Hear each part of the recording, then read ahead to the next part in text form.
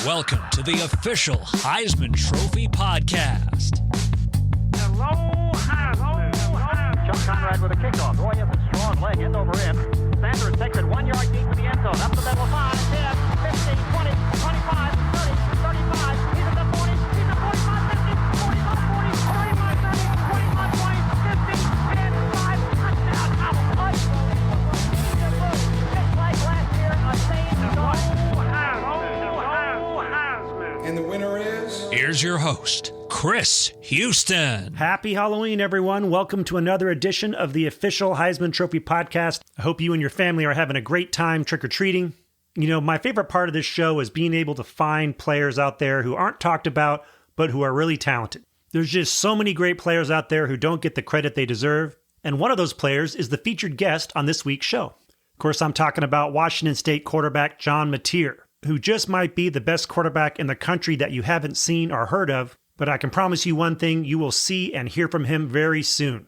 Now, you're probably thinking, okay, Chris, what has this guy done so far? Well, he's fifth in the nation in total offense, 2,153 passing yards, 18 touchdowns, 6 interceptions, 575 rushing yards, along with 10 touchdowns. His 28 total touchdowns are second in the country. And he's led the Cougars to a 7-1 record and a number 22 ranking in the latest AP poll. And it's starting to sound like a little bit of a broken record. A quarterback from Texas who can both run and pass. Seems like they're everywhere, right? And we certainly like him on this show.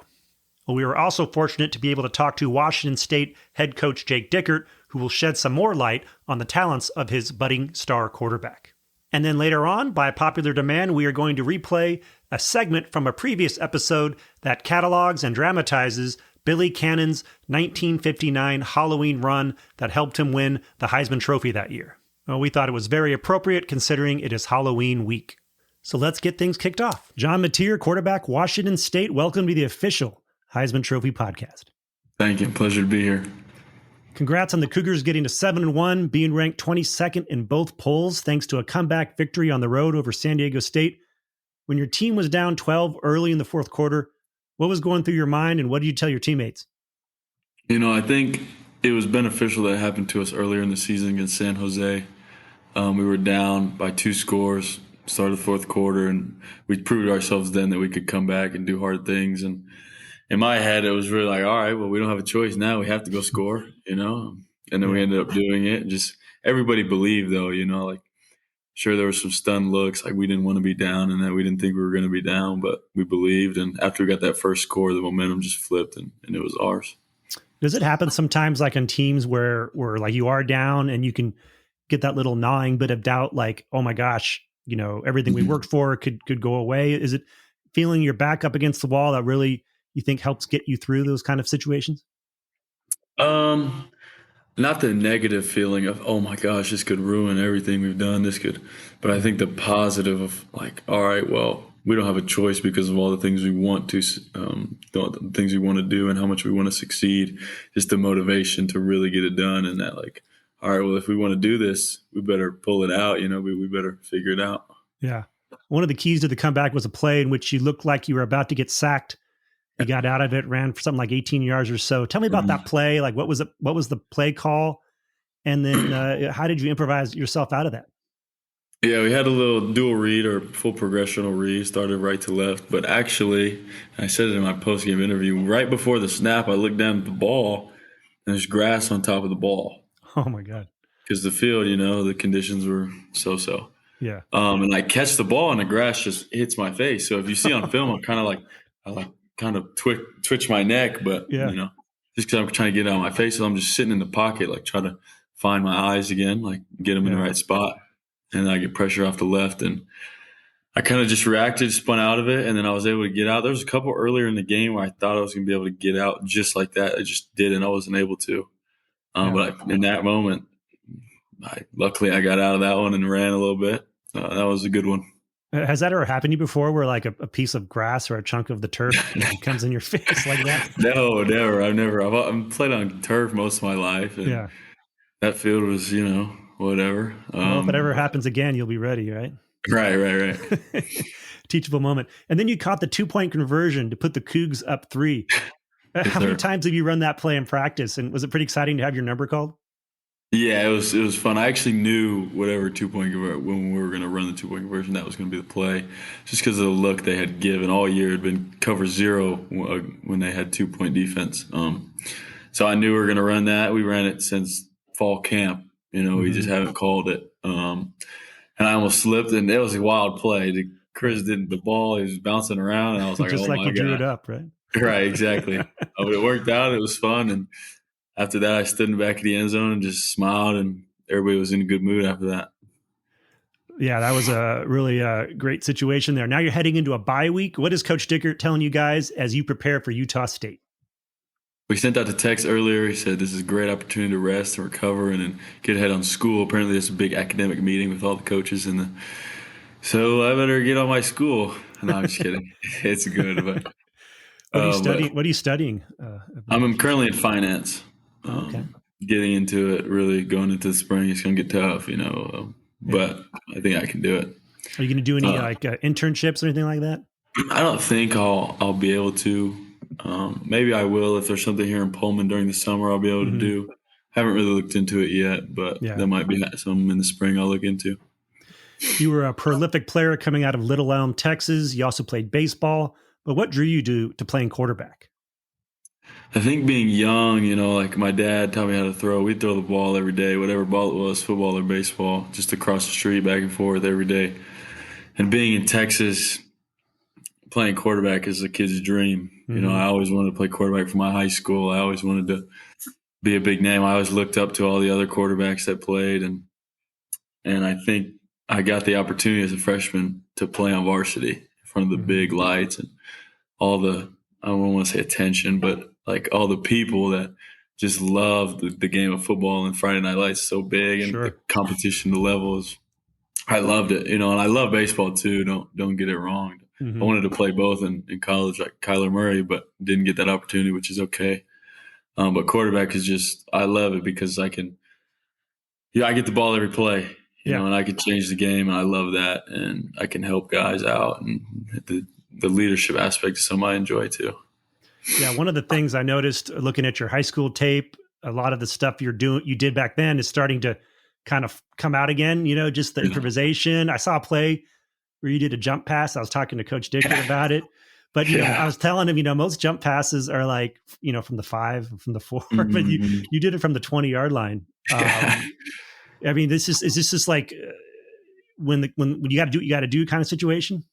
Yeah, no doubt. Whatever it takes to win is like what I like to tell myself. But early in my high school career, if you watch all my highlights or all the tape, I was not this athletic. Like I was not a runner. I couldn't do it. But then going into it was COVID when they canceled school, right? But I was running and lifting all the time, and I was like, I want to get athletic. I need to be athletic. So after that, like junior year, you see it a little bit, and then senior year, you really see it. And then that jumped around. I had never practiced that. Like baseball, yes. But with the football alive, sprinting left, I can't wait for that to come out on this level. Coach Dickert will probably yell at me. Oh, he'll yell at me if that doesn't work. Right. Were your parents pretty athletic too? Are you just kind of taking after them? Yes, sir. They were both swimmers. Okay. Yeah. Swam in college. So, right. Are you a good swimmer? Are you a good swimmer yourself? I'm probably above average, but I'm nothing. I never did it competitively. Okay.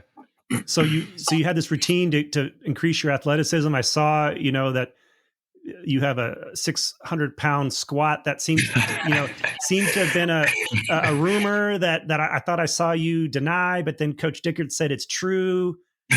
Sounds like you didn't skip leg day, whatever the case. No, sir, that is not true. I'm not going to try to say that's true. It is around 440, which is good, but it's not 600. That's kind of funny that is out there. I don't know. I think we should keep it going. Make you like a Paul Bunyan type. Just lie to everybody. I'm cool with that. Well, it's true-ish. Right. Tell me about the recruiting process. You originally were a Central Arkansas commit, and then Washington State swooped in. Mm-hmm. From your perspective, I already heard the coach's perspective. From your perspective, you're sitting there thinking you're going to Central Arkansas, and then Washington State comes down. What was that whole process like? It was really stressful, actually, because like as a high school kid, you're like, oh, I'm the best thing ever, confident and this and that, right? and I don't want to say I was too much like that, but there was a little part of that in me, right? Where I was like, there's no way I should only be getting FCS offers, this and that, right? During my senior year, I was really frustrated. The guys at Central Arkansas, they really loved me. They supported me. They still text me to this day, just throwing support. Nothing. That's cool. Nothing bad, but yeah. But so I committed there, and they were going to let me play both football and baseball. So I was like, okay, this would be cool. And then that offseason, New Mexico State offered me, and then Coach Morris, who had already offered me at Incarnate Word, re-offered me here. And just by the way that he went from FCS to a Power 5 school and re-offered me when he could have, went out and got other kids because of the name of the school, it meant a lot to me. And I knew this is where I wanted to go right when he called me and gave me the offer. And it's just, I'm glad it happened this way. And of course, Cam Ward was originally at Incarnate Word, a fellow Texan. When he came up, were you like, hey, welcome, fellow Texan, and let me show you where the Dairy Queen is? Right. Now he got here before me. Oh, he did. I thought he was. Yeah. I thought he was after you. No, he got here. It was like right when Coach Morris came up here. He committed probably 2 weeks later, and I came in the summer. Okay. Did you learn anything from watching him?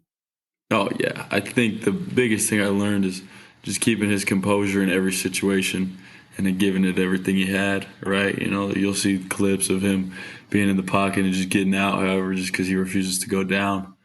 I mean, the way he prepares and attacks every day, like a true professional. I learned those things. You guys are actually pretty similar players, physically, the way you play.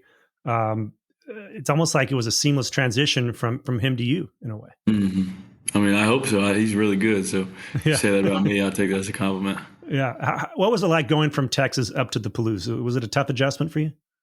Yeah, it was different. It's really just the weather. You never experience this, and it's for 6 months out of the year. It's just cold. You got to layer up. But I think the family atmosphere here and the team and the coaches really made it easier. It made it easy on me. It wasn't too hard on me, just because of the friends I gained and the team that we have. And football is what you do up here, right? There's nothing else to do, so you do football all the time, and that's what I did at home anyway. Right. All I did was sports, right? So it wasn't that hard of a transition, just to keep the main thing the main thing. You can work on your wet ball throwing now, huh? Yeah, gosh. You had a battle in training camp for the quarterback position. What did you do in the offseason this year to prepare? I think it's the same thing as always. I took it another level, another step, because I knew I'd, have to perform in this position that I'm in right now. But I think just sticking to the process that the strength coaches gave us here, like, they're amazing. Truly, I believe that. And doing stuff when I go home on my own. I got 2 quarterback trainers I go to. They're both really good. They do different things, which helps me. I'm just keeping my foot on the gas pedal, never letting up, and getting my body right, my mind right. My coaches do a great job teaching me, and Your production's been outstanding so far. 2,100 yards passing, 18 touchdowns, another 575 yards rushing, with 10 touchdowns. Are you surprised at this level of production that you've been able to come up with in your first year as a starter? I don't know if surprise is the right word. I'd go into it pretty confidently.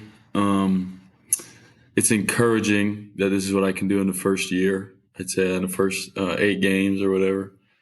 I didn't really put a number on it of where I'd be at this time. I kind of just said, I'm going to go play as hard as I can and see what happens.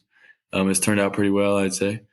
One thing a coach did tell me, which really encouraged me, is he said the thing that you'll probably have to deal with the most after your first couple of games is how you're going to deal with the success you're going to have. That meant the world to me because, 1, that means he obviously believes in me a lot, and 2, he believes in what I can do.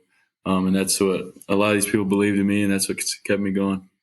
Well, now that you've had the success, what's he telling you? Oh, get better every game. Get better every game, and there's always something to improve, and keep playing hard. Now it's really take care of your body, get your mind right for the next game, the next week. And we work on that great. And all the coaches, they all explain it to me really well. And Coach Kuzieski is really the main one I work with one-on-one. He's quarterback's coach. He's a great dude, great coach. Him and Buck really get me going on the game plan and what we're doing. And it's really encouraging because I know every situation we're going to get in, I know exactly what to do. Yeah.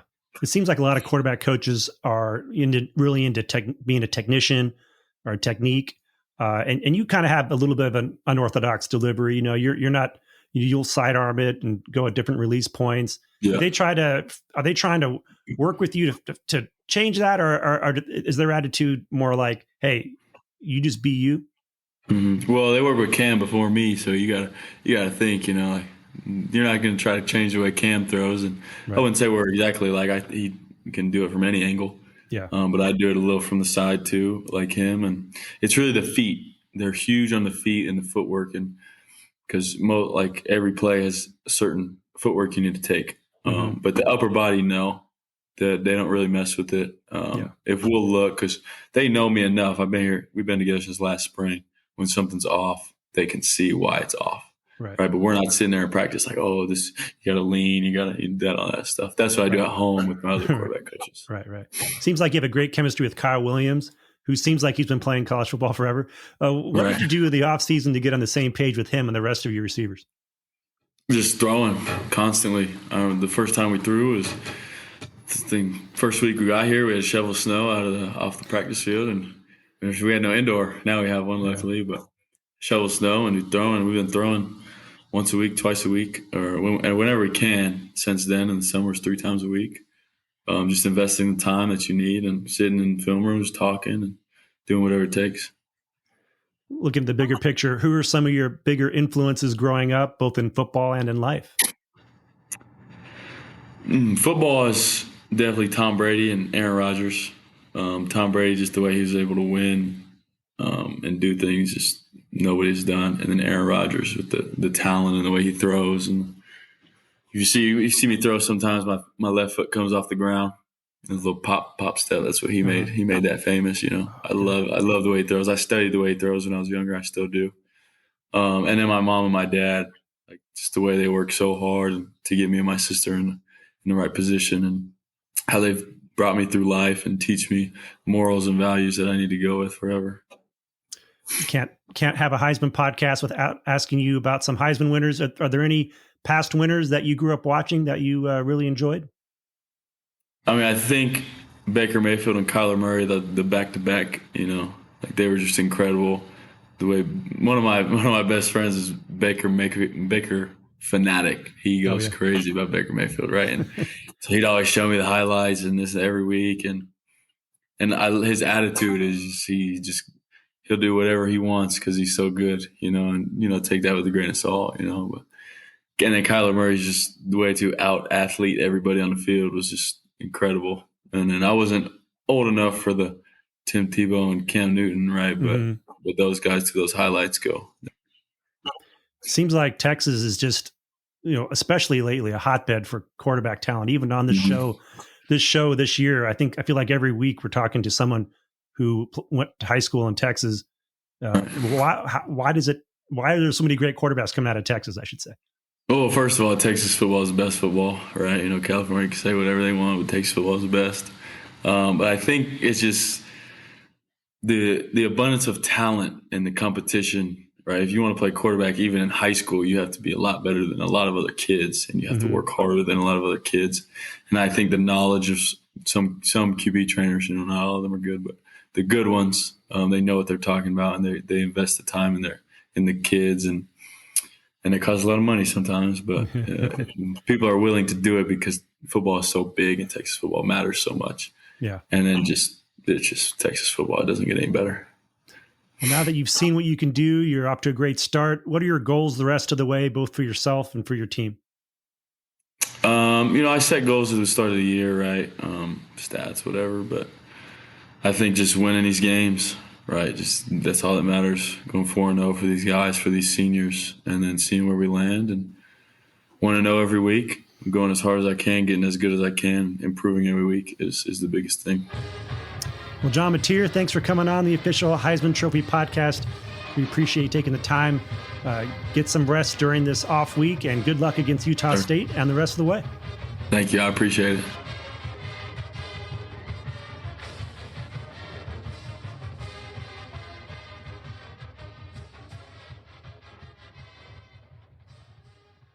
The Heisman is handed out every December, but the history of the trophy lives year-round at Heisman.com. Home to the most iconic trophy in sports, Heisman.com tells the stories of all 88 of our winners and features news, bios, and statistics on all your favorite Heisman heroes. Heisman.com also highlights our Heisman humanitarians, the many charities supported by the Heisman Trust, and so much more. Make Heisman.com your first stop for all things Heisman. This is Archie Griffin, 1974, 1975's Heisman Trophy winner, and you're listening to the official Heisman podcast. Washington State coach Jake Dickert is in his 4th season up in the Palouse. His Cougars are 7-1 and ranked 22nd in the nation, and in large part, that's because Coach Dickert has been able to find some really good quarterbacks lately. Last season, it was Cam Ward. This season, it's John Mateer, and we caught up with him last week, took some time out of his busy schedule to chat with us. Hey, Coach, congrats on another hot start to the season. How's the team been looking in practice so far this week? Well, I appreciate you having me on. Everything's been really good. We got a really competitive group, and I really felt that all the way back to January. You know, a chip on the shoulder from last season and not achieving our goals of getting to a bowl game. And, you know, obviously our quarterback has led us, you know, through a really, really hot start, and it's been fun to see this group really come together. And the best part is I think our best is still out there, and we're searching for it every week. John Mateer has been outstanding for you so far. Like you said, currently 5th in the country in total offense, doing it both through the air and on the ground. He didn't grab a hold of the job until well into training camp, though. Based on what you'd seen of him, are you surprised by his production so far this year? Surprise isn't the right word. I mean, I think we've always felt really confident in John's skill sets, but most importantly, it's his competitive nature and his leadership ability. We were never willing to go into the transfer portal and say, hey, come in here and start, because we were extremely confident in what John's skill set was. And we knew it was going to be vitally different than Cam Ward. And I thought it was going to be unique, but very challenging. I come from a defensive background. So anytime you get a quarterback that can really be, you know, a 3-tool player, and he can run it, he can throw it, and he can beat you, you know, kind of with his mind and doing different things that way, I think it's been really impressive. But he still is only 7 games in. So where the ceiling is for John, I think nobody knows, and he's willing to put the work in to go get it. Yeah, it's very exciting to see his development. He's from Little Elm, Texas, just outside of Dallas. Wasn't really heavily recruited, and in fact was committed to Central Arkansas at one point. How did you end up finding him, and what was the determining factor for you guys in offering him a scholarship? Well, you know, it is a unique recruiting story. When I got the job, you know, late into that 22 season, we had a committed quarterback. And when I brought in the new staff, we just felt it wasn't right for, you know, kind of our modern day air raid of what we wanted to do. The first signing day came and went. And then, you know, we kind of started really looking for quarterbacks out there. And John's name really rose to the top of the list. Eric Morris was our offensive coordinator at that point, went down and worked him out. And Rob Schlager, our general manager, really put in a lot of time. And then you put the talent with the competitive nature, and then getting to know John really through a quick recruiting process. It just felt like he loved ball. And the more guys that we get at Washington State that just purely love football and are in it for the right reasons, it just led down this really great path. And from day one when John was here, it's just been impressive. He earned the backup job that year, and he learned for a couple of years, and now he's ready to take that mantle. He seems like he's kind of out of central casting for like those Texas high school quarterbacks too. Yeah. You know, and he is like his legs are like, you know, the stories of him squatting 600 pounds is real. And really was a baseball guy to start. You know, that's what we loved about how fast he can get the ball out of his hand. You know, but the quarterbacking thing wasn't on a great team, but you could just see his competitive nature as you watch those game films of, you know, he was finishing with the ball. He wasn't running out of bounds. He took a lot of ownership in everything that he does. So it's been great to kind of work hand in hand with John and utilize all his skill sets. Yeah, there's some guys you only need to see a play or two to figure out they're pretty good. For me, I was watching his highlights from his senior year, and he had that jump pass where he was rolling to his left that he threw for a touchdown. Now, most jump passes tend to be close to the goal line, but he threw it from like the 20-yard line. Did you guys see that play and go, wow, too? Oh, we did. There's a bunch of things that were like, he just got such a blended skill set. And one thing I talk to our quarterbacks about all the time is you're the greatest decision maker on game day, not me. And you got the keys to the car. And the only thing I ask you to do is make the most aggressive, confident decision you can. We're not going to make John into a pocket passer. We're not going to make John just into a runner. We're going to let him do what he feels natural to him. And that's one of those plays. Actually, this summer on Twitter with his trainer, they were working like jump passes across the middle. That's where I was like, yeah, let's stop that. Let's just work through the pocket stuff. But he's crafty, he's creative, and he loves playing ball. And sometimes those plays happen naturally for John. Yeah, he's kind of got different release points, and he does some unorthodox stuff. It's pretty interesting stuff. I've seen some comparisons between John and another player, the great Johnny Manziel. Like Johnny Football, he's able to hurt you with his feet and his arm. Maybe he's not as shifty. But what more does your guy need to work on to get to that level, do you think? Yeah, I comp him a little bit more to Bo Nix, that big lower half. And Bo Nix evolved as a player. When he was at Auburn, it was run first, kind of scramble out of there, not trust your progression passing. That's what I think it would be. When one of your greatest strengths is running and escaping, sometimes you overutilize that. And it's just getting him in his progression. When he sees pressure or blitzes, to stay in there and deliver it, and you can't escape every time. And I know there's a confidence to it. So we're working on that. But I meant what I said earlier. I've always believed quarterbacking, my number one job is to never put any shred of doubt in your mind. And it is just play fast, play aggressive. And I believe in the choices that you're making out there because I see the preparation. So through film study, he's getting better. He's seeing some of his weaknesses. But just staying true to his progressions when we're getting pressured, I think is the number one thing right now he wants to get better at. All right. And then lastly, I was curious just how the transition has been for the program during this time of conference realignment, all the chaos. What's your strategy moving forward to attract more players like John Mateer to the program? I think it's just end of the day, taking one day at a time. I mean, since I've been here as the head coach, we haven't had a really calm day. We're finally getting there as far as the new Pac-12 is being formed, and it's still finding the right people to get on the bus with us. There's tons of talent out there. We're just on a constant quest to find the right guys, and John embodies that. Not highly recruited, chip on the shoulder, wants to prove people wrong. And I think when we assemble, 105 guys, in the new era of college football that have that and carry that with them, we're going to continue to be really successful here at Washington State. So, but you got to embrace it. You got to embrace what our town is. You got to embrace the small community. You got to embrace the wheat fields. You got to love that stuff, because what I've found over time being here now for 5 years is that also breeds a great connection with our team. We're all we got and we're all we need, and we're damn proud of that. Coach, I really appreciate you taking the time to come on the official Heisman Trophy podcast. Good luck the rest of the season, and look forward to seeing you guys play next Saturday. Absolutely. John Mateer is the real deal, and go Cougs.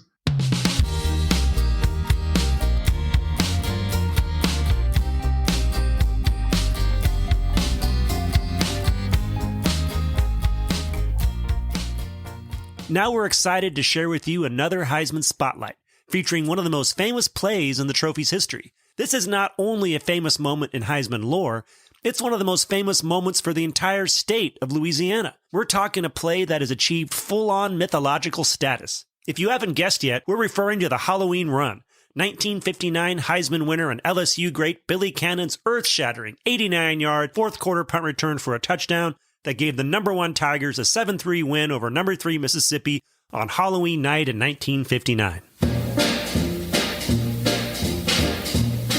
Kids growing up in Baton Rouge were raised on similar Halloween traditions as the rest of us. You dress up in your favorite costumes, you load up on your neighbor's candy, and you keep your eyes peeled for ghouls and ghosts. But down in Baton Rouge and in the constellation of small towns that surround it, Halloween also means the local TV stations always run a special segment, and you do an annual salute to the Halloween Run. Where I grew up, we always watched It's the Great Pumpkin Charlie Brown on Halloween. But I think down on the bayou, they watched the Halloween Run first, then Charlie Brown. Now let's set this up a bit.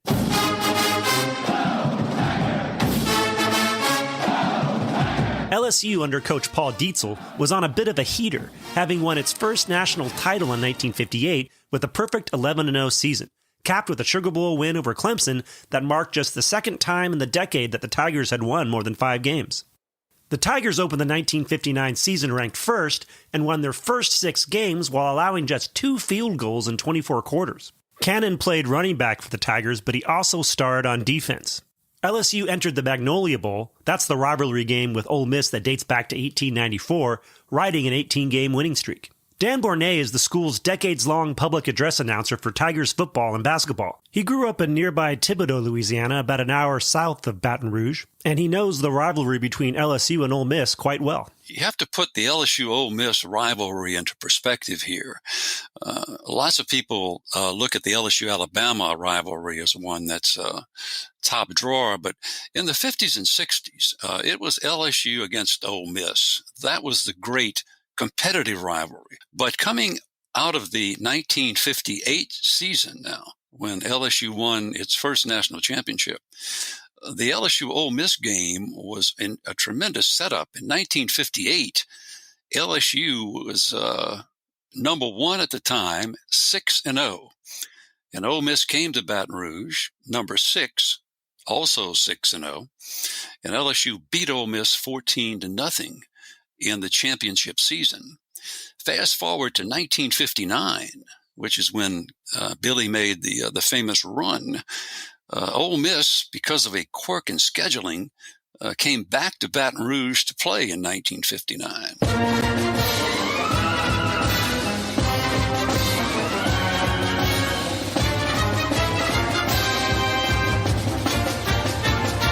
As for the Rebels, well, they were smack in the middle of the greatest stretch of football in program history. And that is not up for debate.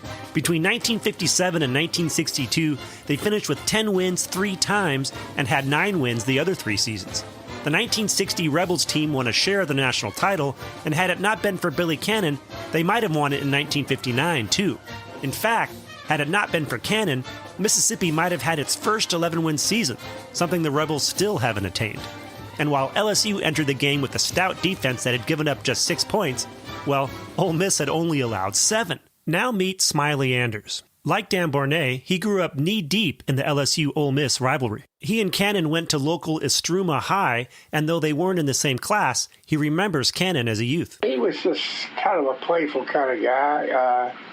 He came from kind of a rough area of town, and, a lot of really, pool halls and bars, really sleazy bars. The guys from the Exxon would dock, over there at the Esso docks, and they wind up on this little strip there looking for bars and pool shooting and whatever else sailors look for when they're ashore. And so it was pretty rough. He was a fun-loving kid and smart.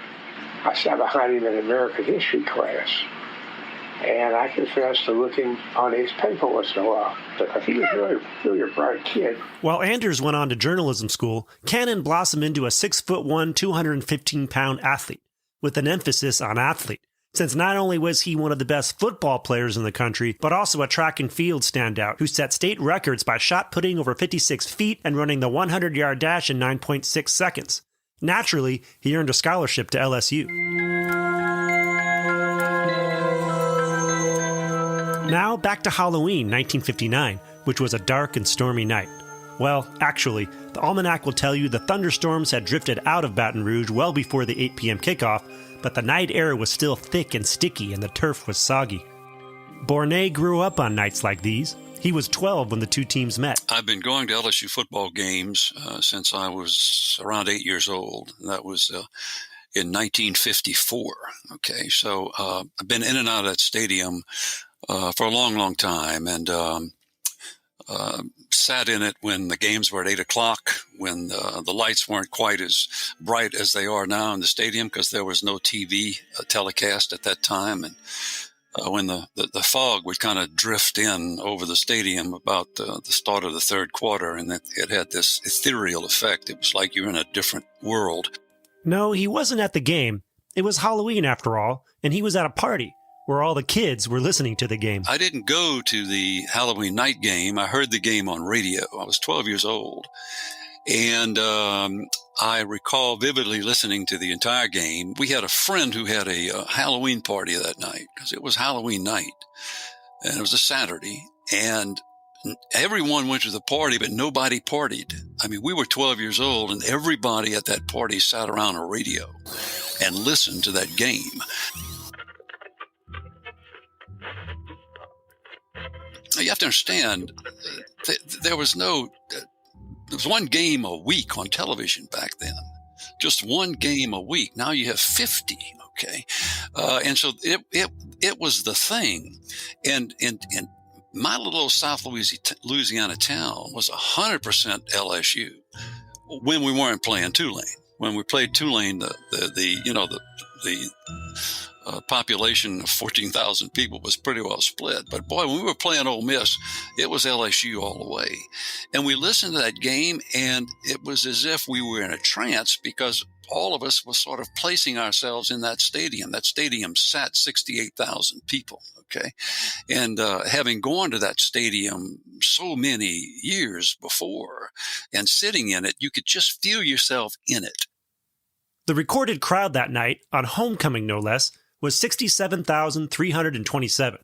And for most of the night, they watched a defensive struggle with far more punts than points. Initially, Cannon looked more likely to be the GOAT than the hero. He fumbled twice in the first quarter, the second of which led to a short Rebel field goal for a 3-0 lead, a 3-point lead that looked like it may hold up. LSU wound up fumbling 3 times in the first half and could barely move the ball, but entered the third quarter still down just a field goal. A Cannon interception early in the third quarter gave the Tigers their best field position of the night, but field goal kicker Wendell Harris missed a 37-yard try. LSU spent much of the third quarter in Mississippi territory, but one drive ended on a failed 4th down run, and another was stopped on a fake punt.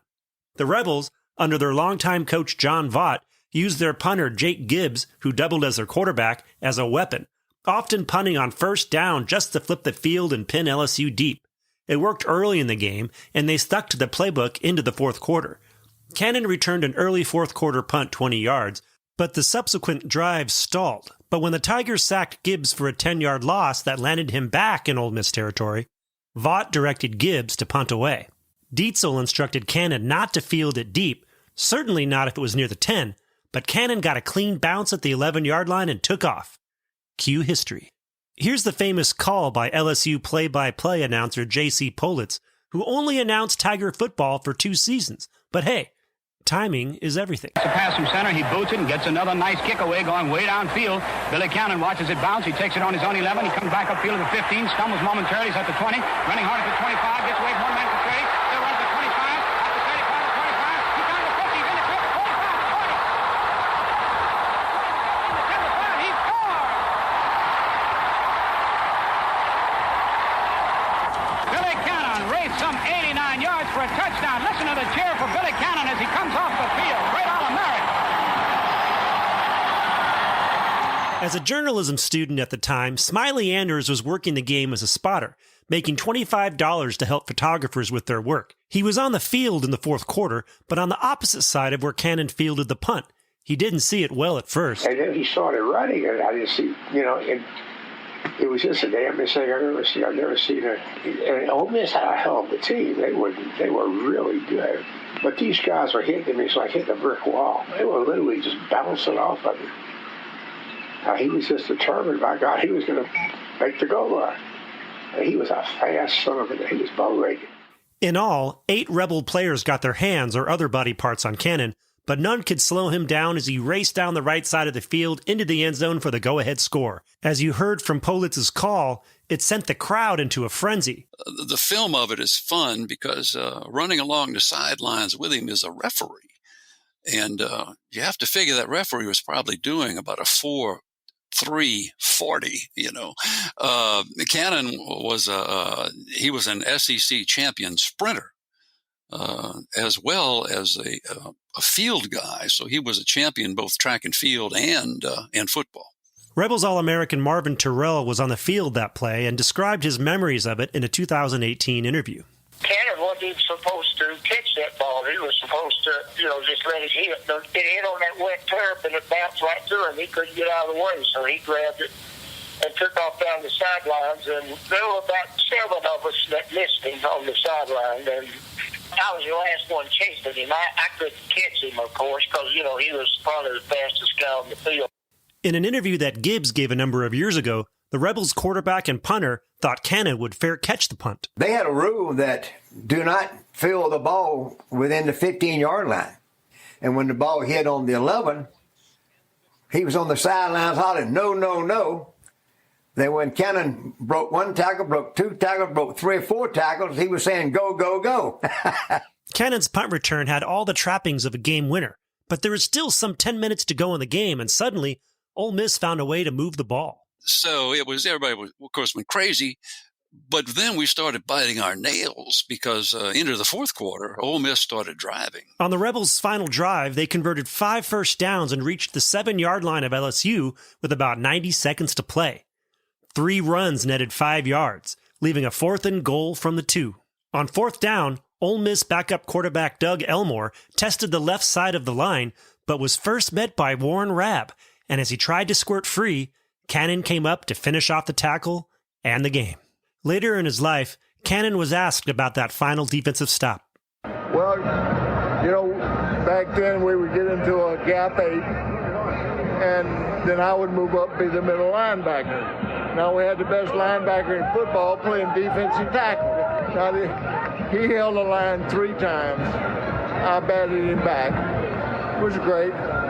But I said, they ain't coming over here the 4th time. And as soon as I saw Charlie didn't have the ball, I'm in hot pursuit, and Warren comes up and makes great contact. We were together last night, TJ Ribs, and he told me, he said, it's been 55 years, you finally gave me credit for the tackle. If they hadn't stopped for, of course, the run and everything, it would have been a nice run, but it wouldn't have been like a legend as it is now. And let's give Dan Bornay the closing comments and where he puts the Halloween run in the history of LSU football. I think it's absolutely, without question, the first thing that comes to people's minds who have a history of LSU football embedded in them. There have been great runs, there have been great seasons, there have been great athletes. But for the old-timers who've been around long, that run tops everything because it was not only the run that scored the touchdown that won the game, but it was an incredibly noteworthy individual effort. There was blocking, of course, but to break 7 tackles and to score, that's special. There haven't been many plays in LSU history that would reach that pinnacle, and in my book, it's still number 1. Where else could you point to one play where a player ran for a Tiger touchdown, a Tiger victory, and the Heisman Trophy, all in 89 yards? Well, that'll do it for this week's episode. Thanks to Washington State for setting up John Mateer and Coach Jake Dickert. Thank you to LSU for helping set up all the people we needed to talk to do the Billy Cannon feature. Next week, BYU quarterback Jake Ratzlaff and George Rogers, 1980 Heisman winner from South Carolina. The official Heisman Trophy podcast streams every Wednesday during the college football season and is hosted, co-produced, edited, and engineered by Chris Houston. Paul Goldberg is the executive producer and editor. Special shout out to Isaac Lowenkron, and big thanks to the Heisman Trophy Trust and its executive director Rob Whalen and associate director Tim Henning. The official Heisman Trophy podcast can be found on Spotify, Apple Music, and anywhere you listen to your favorite podcasts. You can also find clips of our show on Facebook, Instagram, Twitter, and YouTube. Just go to @Heisman Trophy.